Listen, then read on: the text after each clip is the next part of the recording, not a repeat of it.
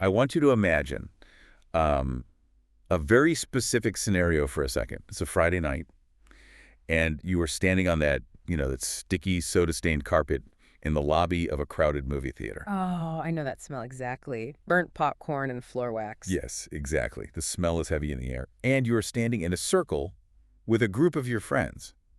You guys have collectively decided to see a movie, but nobody's actually picked one yet. Which is always a disaster. Right. And by some unspoken social contract, you have been elected as the designated decision maker. So you are staring up at those glowing digital posters above the box office, or maybe you're just scrolling desperately through the listings on your phone. Feeling the pressure mount. Oh, totally. So you find something that looks promising, you turn to your friends, clear your throat, and you make your pitch. Say, okay, there's this new one. It stars George Clooney. The special effects are supposed to be like completely groundbreaking. And the critic on morning television gave it 2 thumbs up. And your friends just look at you. Yeah. Their expressions are completely blank. And inevitably, one of them asks the fundamental question. They go, sure, but what is it about? The dreaded what is it question. I mean, it really is the inescapable bottleneck of human communication. Exactly. And if you cannot answer that question instantly and clearly using nothing but like the vague photoshopped poster and a 1-sentence description, your brain just short circuits. You start stammering. You're trying to build the airplane while it's in a nosedive. Yes. You start describing what the movie isn't, or you bring up some weird tangential plot point the lead actor mentioned in an interview you saw on a late-night talk show. And within maybe 10 seconds, the whole social dynamic shifts. The eyes glaze over. The eyes glaze over, the tension gets super awkward, and someone invariably says, yeah, I don't know, what else is playing? It is a brutal, instantaneous rejection. Yeah. And it happens in a fraction of a second. It really does. But what is truly fascinating about that tiny, seemingly insignificant social moment in the theater lobby is that you are experiencing the exact same terrifying high-stakes gauntlet that a professional Hollywood screenwriter faces. Oh, when they're pitching to a studio executive. Exactly. When pitching a multi-million-dollar script, the psychology of your friends rejecting your pitch is actually identical to a studio passing on a massive blockbuster. And that dynamic, that exact psychological bottleneck, is what we are dissecting today. We are venturing into some truly esoteric, uncharted territory for this deep dive. We really are. We are looking at a text that is famous and honestly, in some circles, heavily criticized and infamous in Hollywood. It's Blake Snyder's legendary manual, Save the Cat, the last book on screenwriting you'll ever need. But I want to add a disclaimer here. If you are listening to this right now, do not check out just because you aren't trying to sell a screenplay. Right. We are not treating this text as a business plan or some kind of Hollywood networking guide. No, we are looking way past the Hollywood branding here.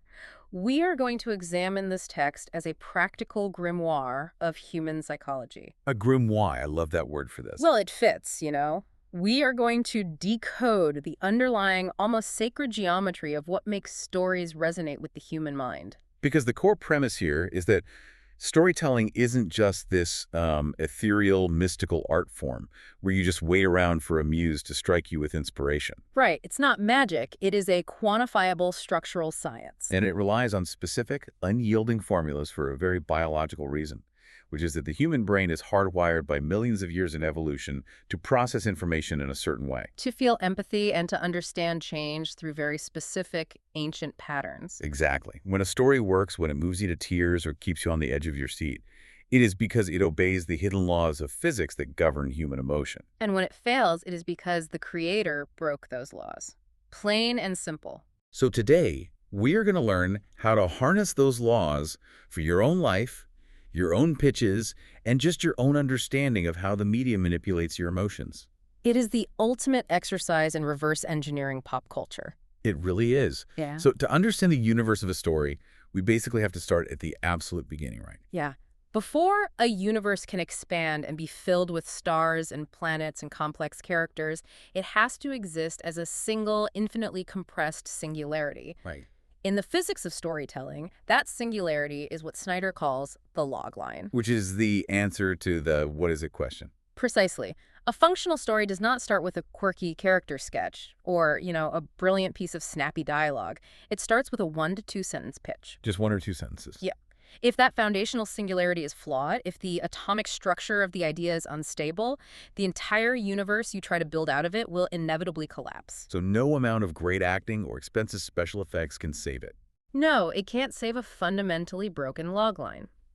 So, Snyder breaks down the perfect logline into 4 non-negotiable elements. Okay, let's get into those. So the first one, which is the single most critical element that drives the entire engine, is irony. Now, when people hear irony, I feel like they usually think of Alanis Morissette or just sarcastic comments. Yeah, it's the colloquial use. Yeah. But Snyder is talking about structural irony. He describes the dramatic situation rooted in irony as an itch you have to scratch. An itch you have to scratch. That's a great visual. It is. It's about cognitive dissonance. You see, our brains are naturally drawn to paradoxes. Right. When we see two things forced together that absolutely should not go together, our minds are compelled to engage with the narrative just to see how the tension is resolved. Because the brain is a problem-solving machine, right? Exactly.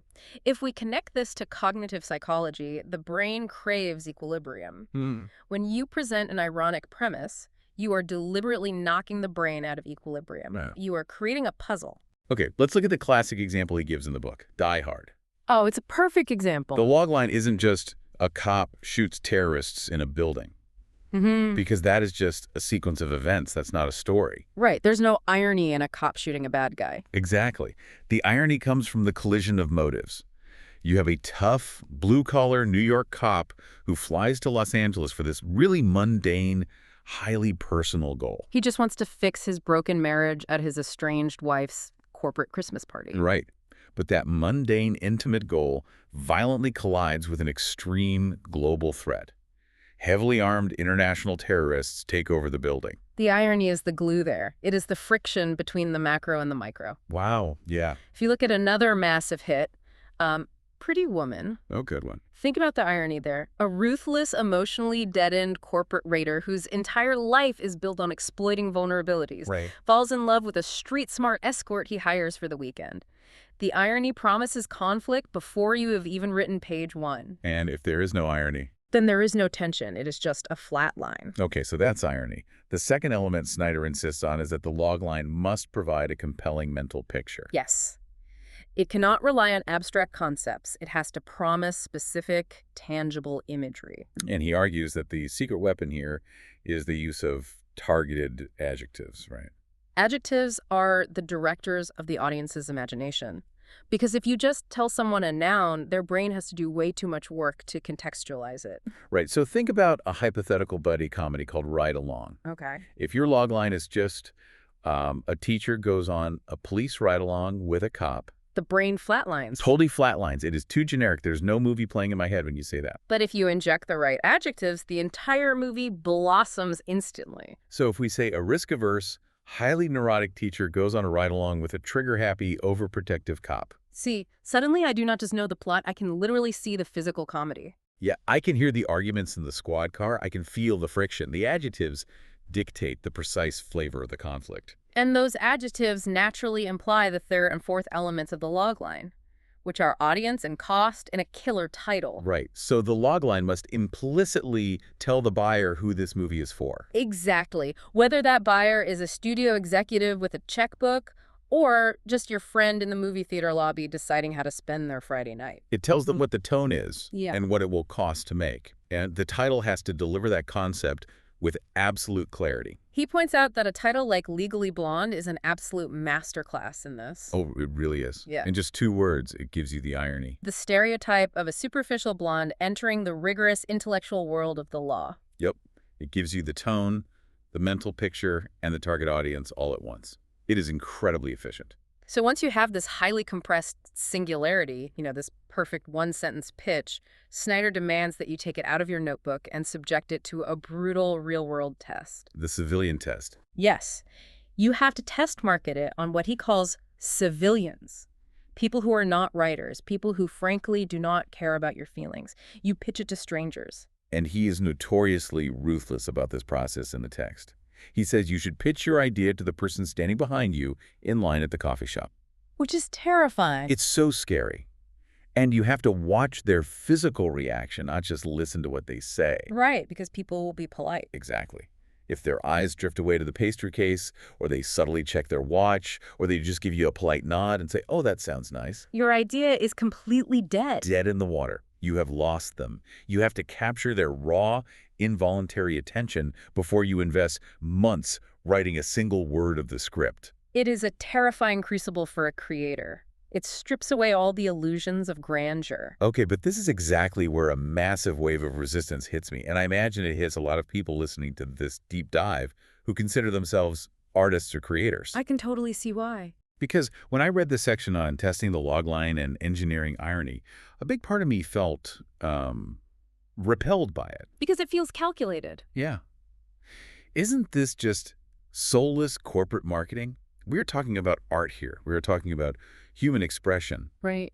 There are thousands of writing seminars and prestigious books that tell writers to follow their heart, to be true to their uncompromising vision. To write their truth. Exactly, to write the deeply personal, messy story of what happened to them, regardless of whether some stranger at a coffee shop immediately grasps it.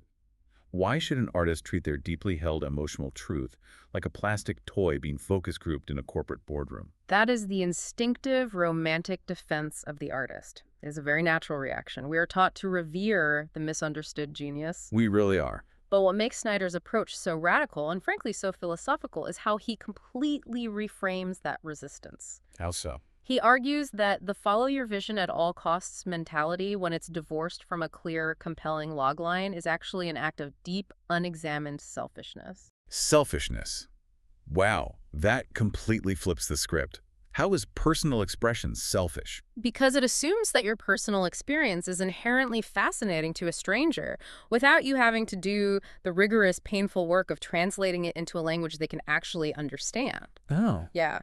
Snyder argues that thinking high concept, crafting a brilliant, accessible what is it, is actually the ultimate exercise in human empathy. That is heavy. It forces the creator to step completely out of their own ego. You have to step into the shoes of the listener or the exhausted moviegoer who just paid $20 for a ticket and $50 for a babysitter. And genuinely ask, why should they care about this? Exactly. It is a staggering paradigm shift. It's about respecting their time, their money, and their cognitive load. Right.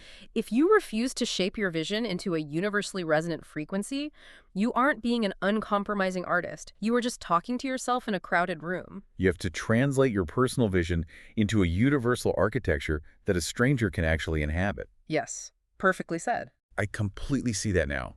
It makes crafting a commercial idea an act of hospitality, not an act of greed. Hospitality, exactly. You are building a bridge to the audience, rather than demanding they swim across the moat to reach you.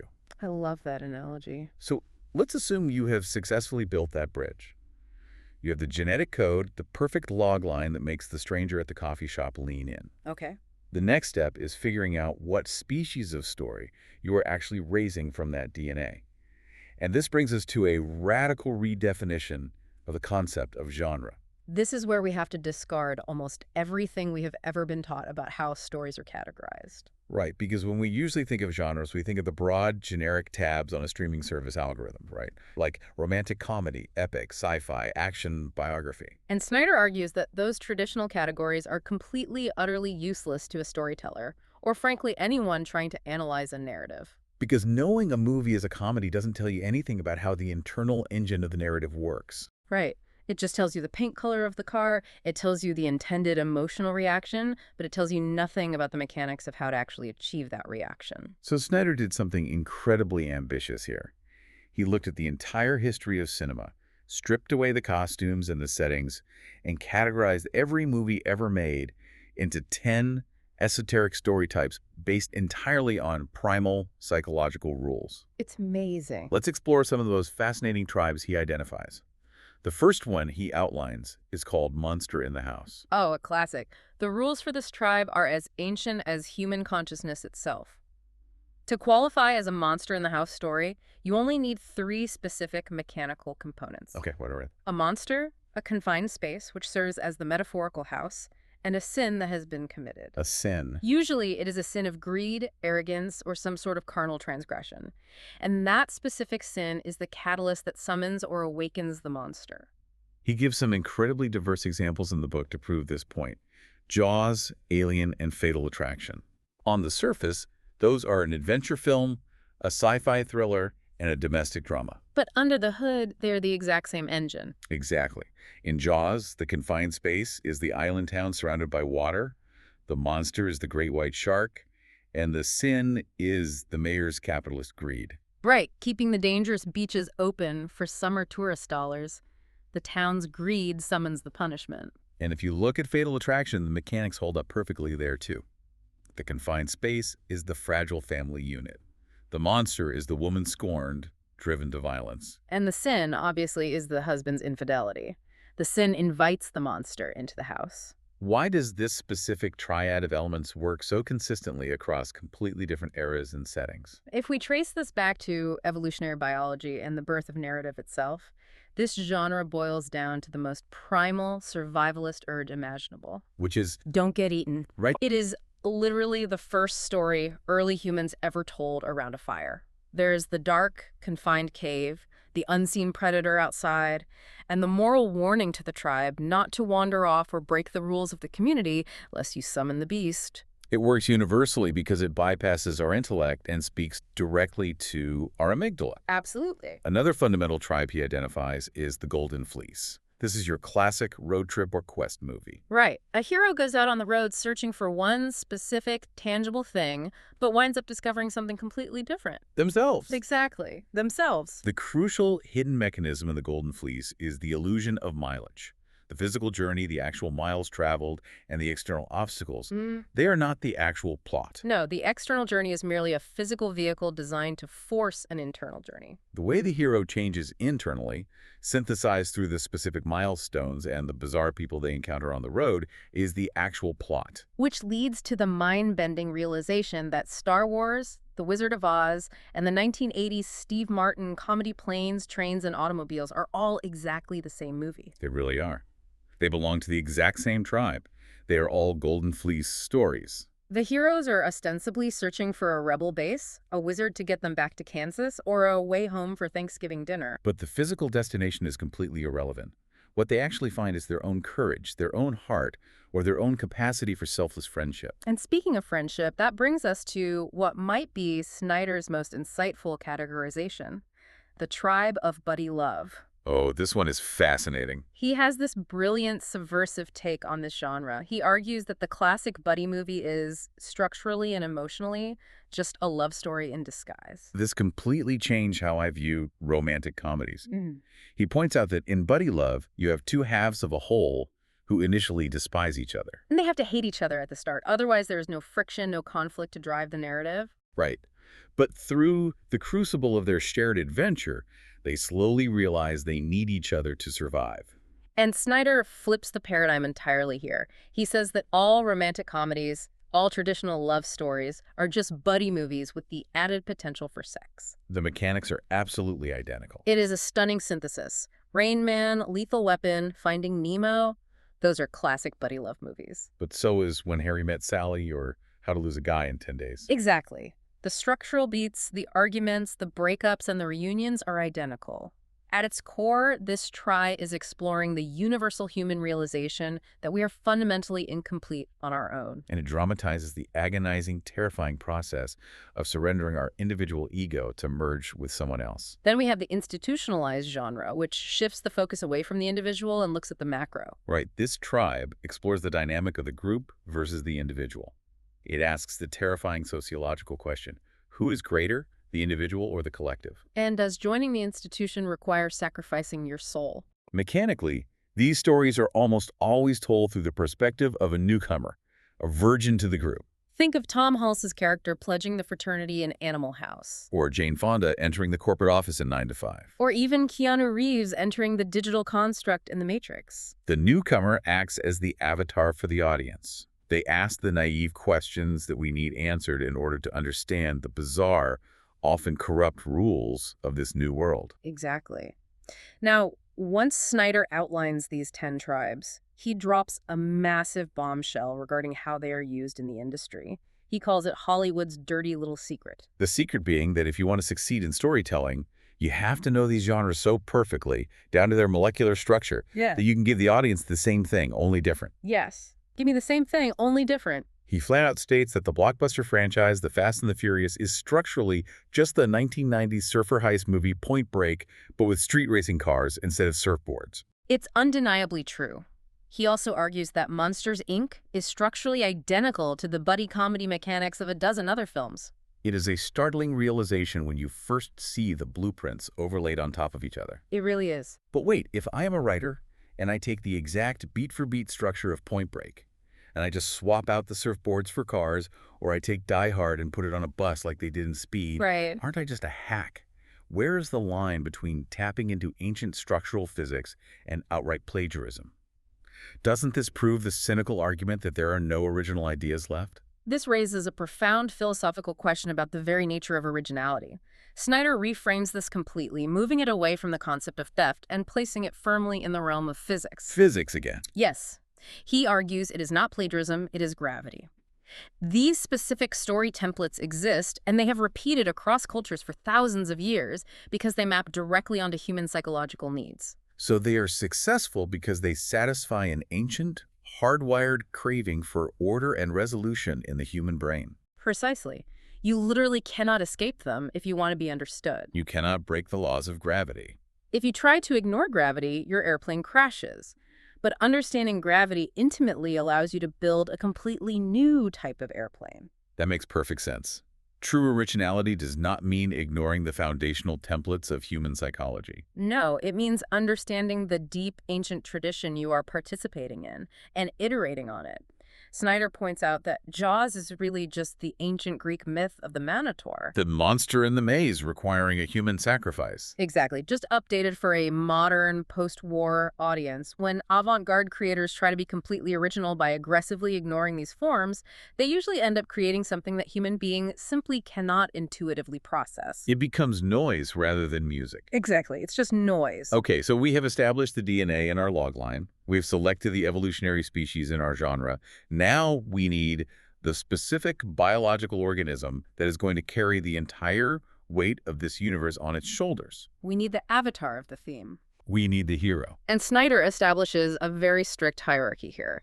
The hero must serve the idea, not the other way around. Meaning you do not come up with a quirky, interesting character in a vacuum and then try to build a world around them just to show them off. Right. You establish your high concept idea, your ironic logline, and then you engineer the perfect hero to create the maximum amount of conflict for that specific situation. And the engine driving that hero, the fuel they burn, must be incredibly primal. He calls it the primal urge. Snyder stresses this over and over again, and it feels like a diagnosis for why so much modern media feels flat. If the hero's motivation isn't deeply basic, the audience will subconsciously tap out. We're talking about the absolute base of Maslow's hierarchy of needs, right? Yes. Survival, hunger, sex, the protection of loved ones, or the visceral fear of death. This is exactly where a lot of intellectual or highly contemporary storytelling fails. How? Well, if your protagonist's primary goal is just to get a promotion at a prestigious law firm or to win a local debate tournament, the audience's deeper brain simply does not care. Because it is an intellectual pursuit, not a primal one. It does not trigger our survival instinct. But if you take that exact same scenario, say, getting the promotion at the law firm, and you make that promotion the absolute only way the hero can secure the health insurance needed to pay for a life-saving surgery for their sick daughter. Exactly. The action remains the same, but the stakes are radically transformed. Suddenly, the corporate ladder is a matter of primal life and death. The audience's ancient survival instincts are triggered. We are now watching a parent fight a predator to save their offspring. We cannot look away. Snyder also dismantles a massive illusion regarding actors and characters, which he calls the myth of casting. Oh, this part was so interesting. He says that when a studio casts a movie or when you are writing a character, you aren't really dealing with the actor's real personality. You are casting Jungian archetypes. We should probably define that for the deep dive, because it is crucial to understanding audience psychology. Right. So Carl Jung posited that humanity shares a collective unconscious, a deeply buried psychological reservoir of universal symbols and archetypes that we all intuitively recognize. Like the trickster, the mother, the warrior, the wise old man. Exactly. So Snyder is saying you aren't casting Tom Hanks the person, you are casting the Jungian archetype of the decent, uncorrupted everyman. The modern equivalent of Jimmy Stewart. Right. And Russell Crowe isn't just an actor reading lines, he is inhabiting the archetype of the rugged, uncompromising warrior. The modern Errol Flynn. Yes. These characters do not exist as real people, they exist as avatars to satisfy our inner shadow needs. We have a psychological craving to see these archetypes play out our own repressed desires and moral struggles on a massive screen safely in the dark. Which brings up a fascinating structural challenge. This model works perfectly when you have a clear, singular protagonist like Indiana Jones or Ripley in Alien. But how do you identify this hero, this primary avatar, when the story structure is unconventional? Right. Think about an ensemble movie or a sprawling television show. How do you find the hero in a movie like Quentin Tarantino's Pulp Fiction or a massive ensemble piece like Crash? If there are 5 or 6 main characters whose stories interweave, who is the actual hero of the narrative? The answer is deeply tied to the mechanics of the story's theme. Okay. In an ensemble piece, the hero, the structural center of the universe, is the character who carries the central theme of the story. So they are the one who experiences the most profound friction. Yes, who bumps up against the other characters the hardest, and crucially, who grows and changes the most from the beginning of the narrative to the end. They're the emotional center of gravity, even if they don't have the most screen time. Exactly. And once you have identified that hero, you have to obey the specific physical laws required to make the audience actually care about them. Having a hero isn't enough. You have to bond the audience to them. We are now entering the realm of the immutable laws of screenplay physics. Just as our physical universe is governed by the laws of thermodynamics and electromagnetism, storytelling is governed by inescapable laws of audience empathy and attention management. These are the structural rules that, if broken or ignored, cause the audience to emotionally disconnect, often without even realizing why they are suddenly bored. Let's start with the law that is so fundamental it literally gave the book its title, Save the Cat. This is perhaps the most debated, most mimicked, and most misunderstood rule in modern screenwriting. The rule itself sounds simple. The hero must do something, an action, not just the line of dialogue, when we first meet them so that we intuitively like them and want them to win. It is a psychological trick to get the audience in sync with the protagonist. Snyder gives this amazing, concrete example of Al Pacino's character in the 1989 thriller Sea of Love. Yes, perfect example. We meet Pacino's character, a hardened New York cop running a massive sting operation to catch parole violators. He's tough, he's cynical, he's cool. The sting is successful. But on his way out of the building, he sees one of the criminals arriving late, and the criminal has his young, innocent son with him. Right. Pacino looks at the kid, flashes his badge to the criminal, gives him a subtle nod, and lets him walk away so the man isn't arrested in front of his child. It takes exactly 2 seconds of screen time. It costs absolute $0 in the production budget, but it buys infinite audience goodwill. In that split second, we see his humanity, his underlying moral code, beneath the cynical exterior. We are now securely tethered to him, and we are willing to follow him anywhere through any dark moral compromises for the next 2 hours. Snyder contrasts this brilliantly with a movie that failed precisely because it ignored this physics equation, Lara Croft Tomb Raider, The Cradle of Life. Oh, that's a great comparison. The studio spent tens of millions of dollars designing an incredibly cool latex suit for Angelina Jolie. They gave her amazing weapons and incredible stunts. But they completely forgot to give her a save the cat scene. Exactly. She is introduced as cold, aloof, and utterly self-reliant. And because of that, the audience has no emotional tether to her. The movie tanked because the studio confused cool with empathetic. Cool does not generate empathy. Vulnerability and humanity do. But this raises a major question regarding the evolution of cinema. What if you are deliberately writing an anti-hero? Right, because we live in the era of Tony Soprano, Walter White, and Deadpool. What if your characters are fundamentally bad, violent people? How does the physics of empathy work then? This is where Snyder introduces a genius adjunct to the rule. He looks at Quentin Tarantino's Pulp Fiction. We meet John Travolta and Samuel L. Jackson. They are literal hitmen on their way to murder people. How on earth do we get in sync with them? Tarantino uses 2 specific tricks. First, he makes them funny. They have this hilarious, almost childlike, mundane conversation about what they call McDonald's quarter pounders in France. We like them because they amuse us. They are charismatic. But the second trick is the ultimate anti-hero loophole. You make the bad guy worse. Empathy, it turns out, is highly relative. Exactly. It operates on a sliding scale. Travolta is a killer, yes. Hmm. But as they are walking to the apartment, they start talking about their boss, Marcellus Wallace. They discuss how Marcellus allegedly threw a man out of a fourth-story glass window, nearly killing him, purely because the man gave his wife a foot massage. Suddenly, the mathematical equation in the audience's head shifts. Mhm. Compared to this monstrous, irrational boss, Travolta and Jackson seem like reasonable, relatable, working-class guys just doing their job. The scales are balanced in their favor purely by proximity to a greater evil. It's so smart. Now, empathy is only half the battle. What about the flow of information? Right. One of the most tedious, necessary parts of any narrative, whether it is a movie, a novel, or a corporate presentation, is exposition. It is the delivery of the backstory and the dry facts. The audience absolutely needs to understand the plot. How do the laws of physics handle the human brain's natural resistance to being lectured? That brings us to law number 2, which has a fantastic name, the Pope in the Pool. I noticed this pattern in movies years ago, but never had a name for it. The rule dictates that you must bore a boring exposition by giving the audience a highly engaging visual misdirection, so they swallow the dry facts without realizing they are being fed data. Snyder cites a script he read called The Plot to Kill the Pope. Right.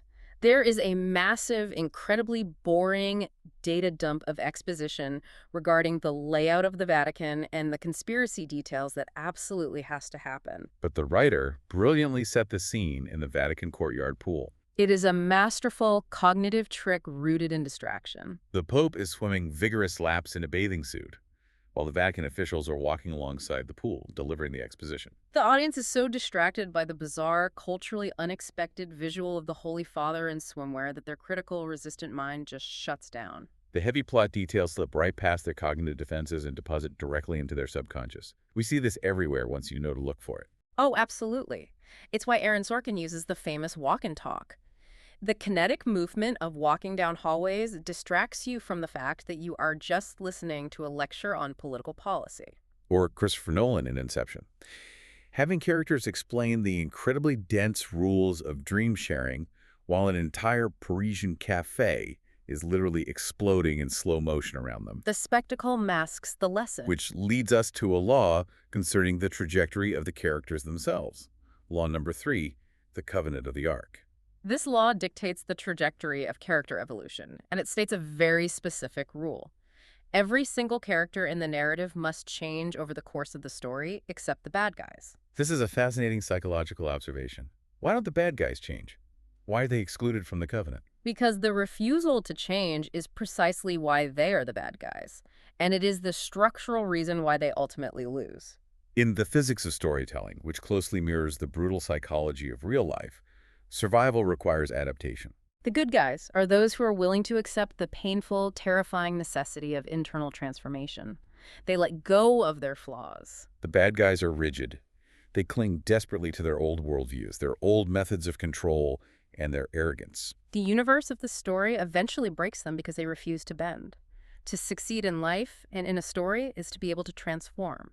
The Covenant of the Ark is the author's implicit promise to the audience that the painful journey will ultimately forge the hero into something new and better. And while the hero is going through this slow internal change, the external plot cannot just plod along at a steady pace. This brings us to Law 4, turn, turn, turn. The plot cannot just move forward with steady velocity, it must accelerate. It must move forward faster and with increasing complexity.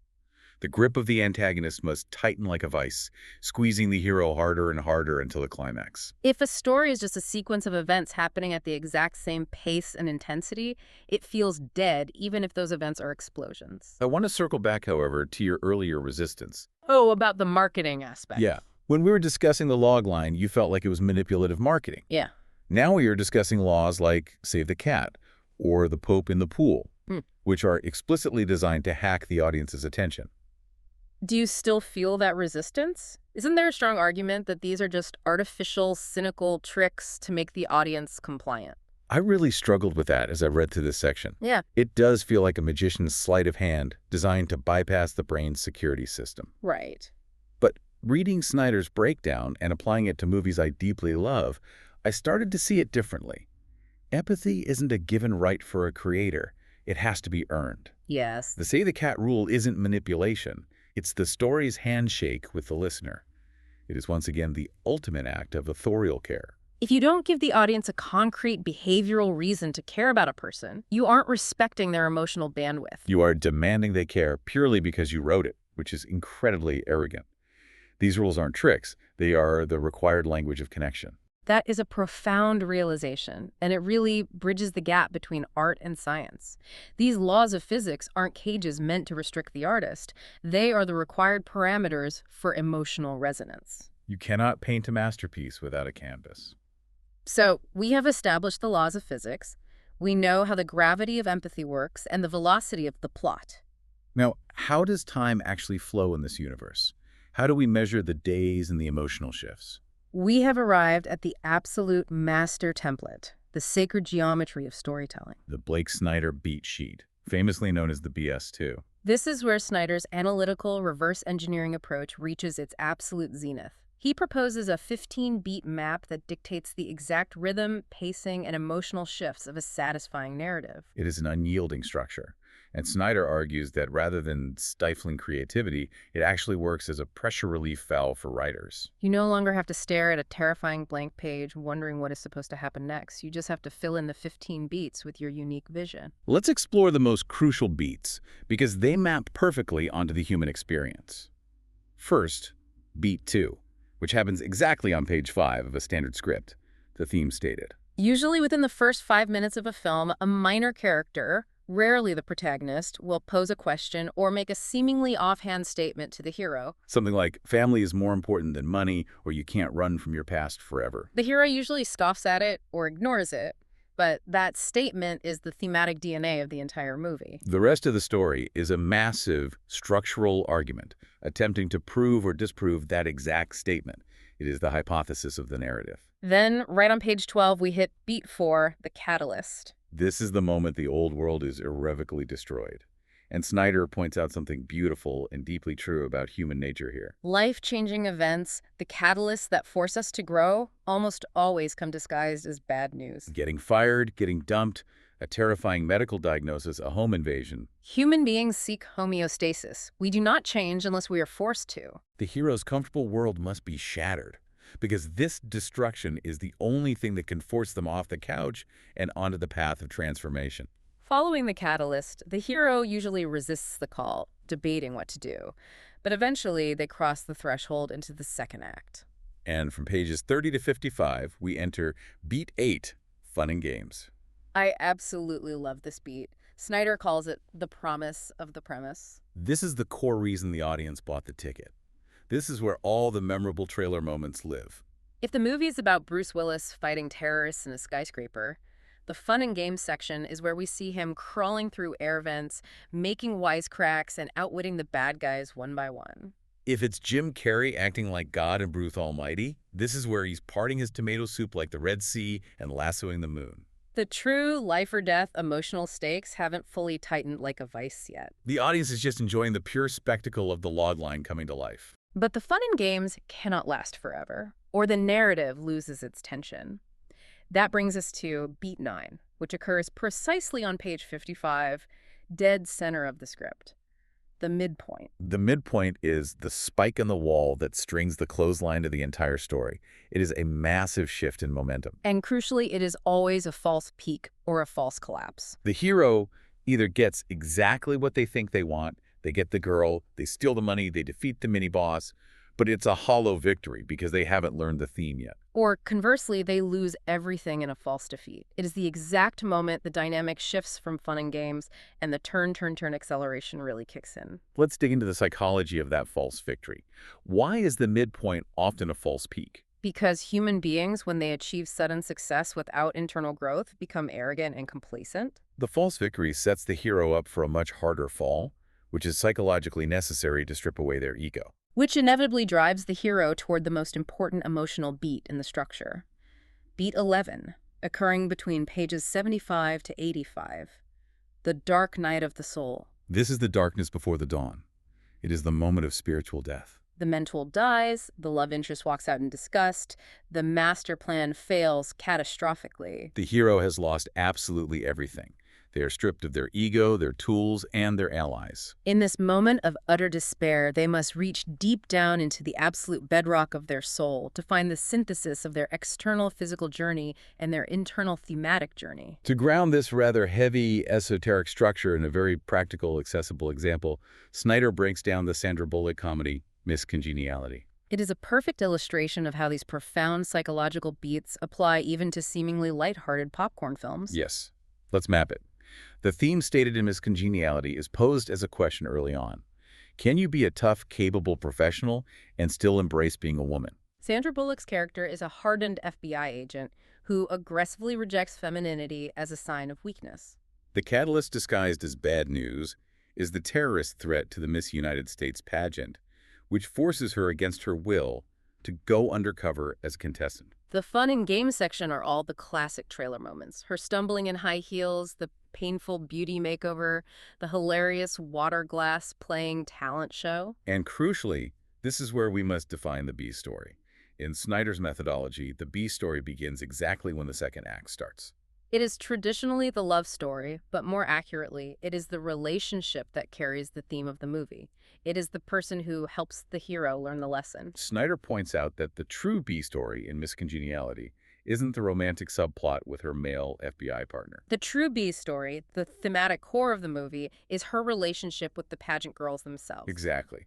Through her interaction with the pageant contestants, women she initially mocked and looked down upon, she discovers her own repressed feminine side. She realizes that their sisterhood is a form of strength. She synthesizes her FBI toughness with her newly discovered womanhood during the dark night of the soul, when she is taken off the case and feels she has failed everyone. She emerges from that spiritual death in the finale as a complete, synthesized, transformed person who solves the crime because she embraced both sides of herself.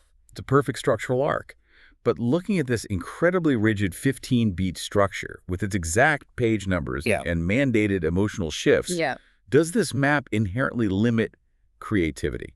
That is the exact question I had when I first saw the spreadsheet nature of the beat sheet. If every single movie has exactly 15 beats and the midpoint always has to happen on page 55, doesn't it become a paint-by-numbers exercise? Doesn't it squeeze all the unpredictable life, the art, and the jazz out of cinema? Doesn't it guarantee that all movies feel exactly the same? It's a very valid fear, and it is the primary criticism leveled against Snyder by film purists. Right. But let's look at it through the esoteric lens we established at the beginning. The beat sheet is not a cage. It is a skeletal structure. Think of the human body. Okay.